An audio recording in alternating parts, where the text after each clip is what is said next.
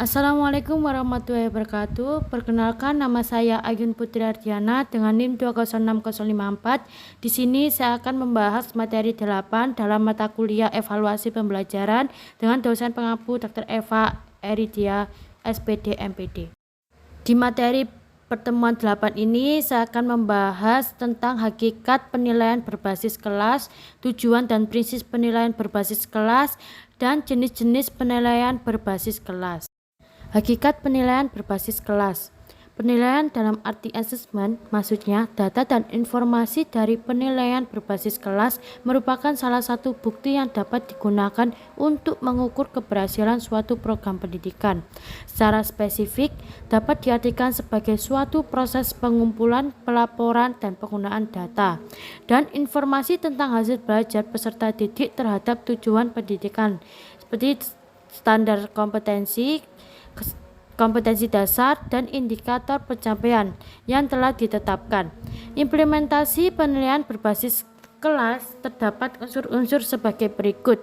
Yang pertama, penilaian prestasi belajar. Kedua, penilaian kinerja. Ketiga, penilaian alternatif.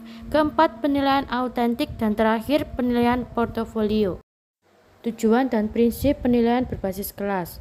Tujuan umum PBK dibagi menjadi dua, yaitu penghargaan dan perbaikan. Penghargaan untuk pencapaian hasil belajar peserta didik. Untuk perbaikan dibagi menjadi dua, yaitu program pembelajaran dan kegiatan pembelajaran. Prinsip penilaian berbasis kelas. Yang pertama, valid atau tepat. Alat ukur yang digunakan dalam PBK harus betul-betul mengukur apa yang hendak diukur. Yang kedua, mendidik. Dalam PBK, guru harus dapat memberi penghargaan, motivasi, dan upaya-upaya mendidik. Yang ketiga, berorientasi pada kompetensi. PBK dilakukan untuk membantu peserta didik mencapai standar kompetensi dasar, dan indikator pencapaian hasil belajar yang telah ditetapkan dalam kurikulum berbasis kompetensi. Keempat, adil dan objektif. Yaitu kata adil dan objektif memang mudah diucapkan, tetapi susah dilaksanakan karena penilai itu sendiri adalah manusia biasa yang tidak luput dari faktor subjektivitas. 5. Terbuka. Sistem dan hasil penilaian berbasis kelas tidak boleh disembunyikan atau dirahasiakan oleh guru. Keenam, berkesinambungan. Penilaian berbasis kelas tidak hanya dilakukan pada akhir kegiatan pembelajaran saja, tetapi harus dimulai dari awal sampai akhir pembelajaran, terencana, bertahap, dan berkesinambungan.